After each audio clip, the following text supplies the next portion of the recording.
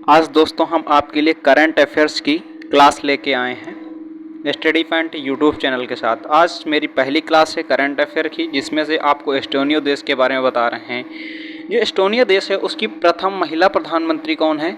इस देश में पहले कभी महिला प्रधानमंत्री नहीं हुई है, उस पहली बार महिला प्रधानमंत्री बनी है, उनका नाम है काला कलास। ये आपके लिए काफ़ी इंपॉर्टेंट, क्योंकि अभी तक यहाँ पे कोई महिला प्रधानमंत्री नहीं हुई है, इसलिए आपके लिए काफ़ी इंपॉर्टेंट हैं।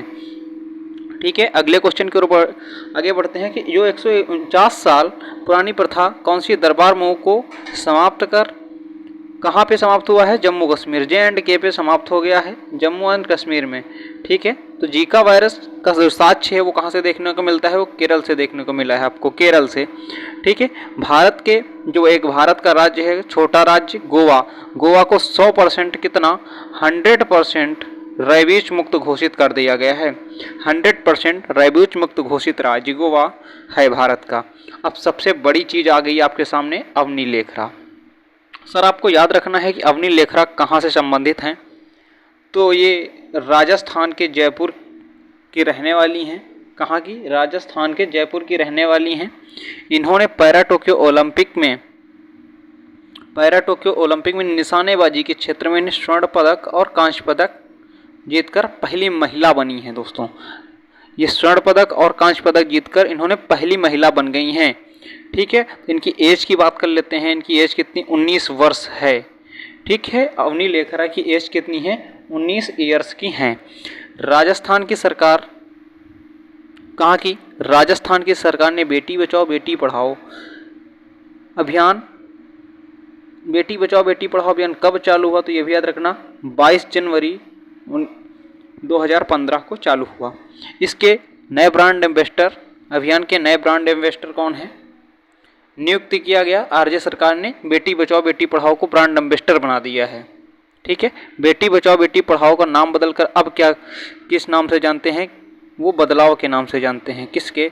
इसका नया नाम क्या हो गया है? बदलाव। बेटी बचाओ बेटी पढ़ाओ का नया नाम बदलाव हो गया है। तो अवनी लेखरा जो हैं उनके लिए हम 4 पंक्तियाँ आपके लिए, काफ़ी दिनों से अवनी लेखरा को हम याद कर रहे थे, आज उनके लिए हम एक कुछ 4 पंक्तियाँ बोल रहे हैं।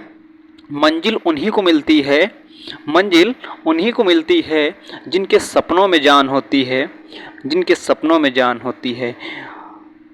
पंखों से कुछ नहीं होता, पंखों से कुछ नहीं होता, हौसलों से उड़ान होती है, हौसलों से उड़ान होती है।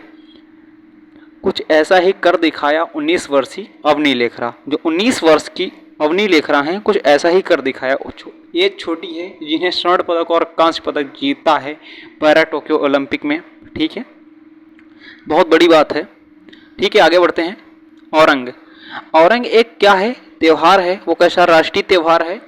ये है कहाँ का? तो ये भी याद रखना, असम का है एक त्यौहार। ठीक है, ये असम का औरंग त्यौहार है। राज्य में कहाँ पे? असम राज्य में मनाया जाता है। असम में मनाया जाता है। कहाँ में? असम में। ठीक है, इसका पुराना नाम राजीव गांधी उद्यान था, राजीव गांधी राष्ट्रीय उद्यान था, जो अब किस नाम से? औरंग के नाम से जानते हैं। किसके? औरंग। उसका भाई सोलंग है। औरंग और सोलंग अंतर है काफ़ी बड़ा। तो आप सोलंग के बारे में पढ़ते हैं। सोलंग एक त्यौहार है, वो राष्ट्रीय त्यौहार है, एक त्यौहार है, उसे राष्ट्रीयता का दर्जा दिया जाता है, इसे सिर्फ त्यौहार का दर्जा दिया गया है। जो ये कहाँ का? अरुणाचल प्रदेश का है। ठीक है, जो एक कृषि त्यौहार है, ये कृषि लोग मनाते हैं। कौन से? कृषि लोग। ठीक है, इसे कृषि लोग मनाते हैं। जो सितंबर माह के, कहाँ पे? सितंबर माह के प्रथम सप्ताह में मनाया जाता है। 7 दिन में किसी भी दिन आप पहले सप्ताह में मनाया जा सकता है।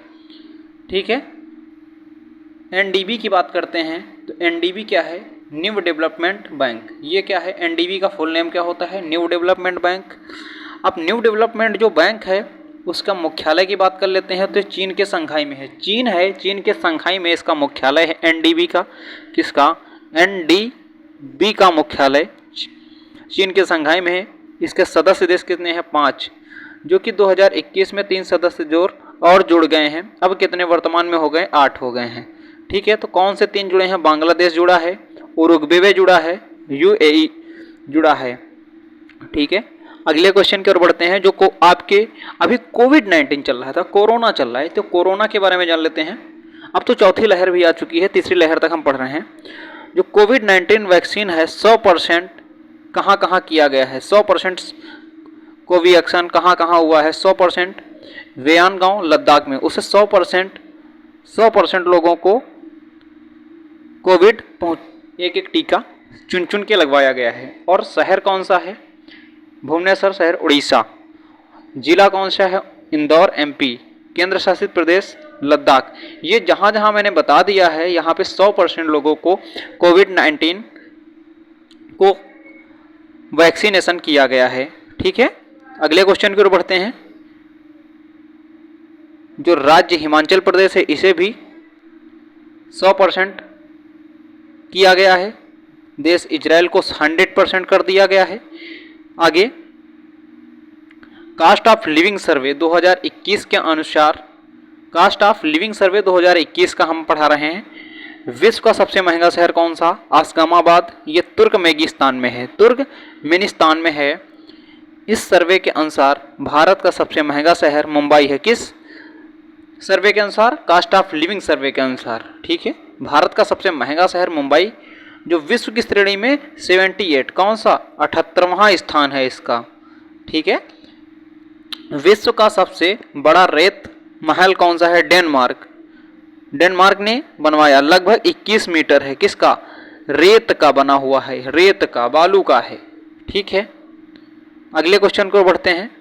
अगला क्वेश्चन है, भारत में वर्तमान सभा में महासचिव कौन है। राज्यसभा के महासचिव कौन है वर्तमान में, तो परसाराम पट्टाभी हैं, परसाराम पट्टाभी। जो परसाराम पट्टाभी हैं, इन्होंने किसका स्थान ग्रहण किया है, देश दीपक का स्थान। पहले की बात करते हैं, राज्यसभा के महासचिव कौन से, दीपक, देश दीपक थे, उनका स्थान किसे मिला है, परसाराम पट्टाभी को। लोकसभा के महासचिव उत्पल कुमार हैं। ठीक है, उत्पल कुमार।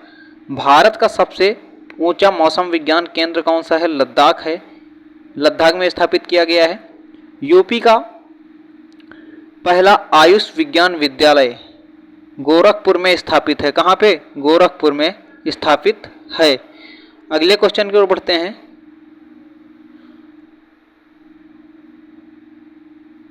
दो 2021 बजट शैक्षिक स्प्रिंगिंग नीति के तहत वाणिज्य गाड़ियां और निजी गाड़ियां, वाणिज्य गाड़ियां जो हैं उनको कितना 15 साल की एज रख दी गई। ठीक है, जो निजी गाड़ियां हैं उनको कितना 20 साल की एज रखी गई है।